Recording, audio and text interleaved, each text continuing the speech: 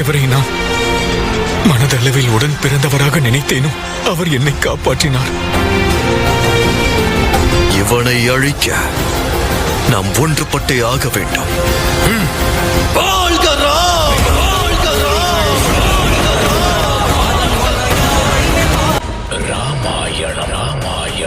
இதிகாசத்தோடு நாளை காலை 8:30 மணி முதல் 9:30 மணி வரை 1 மணி நேரம் சன் டிவியில் காணத் தவறாதீர்கள்.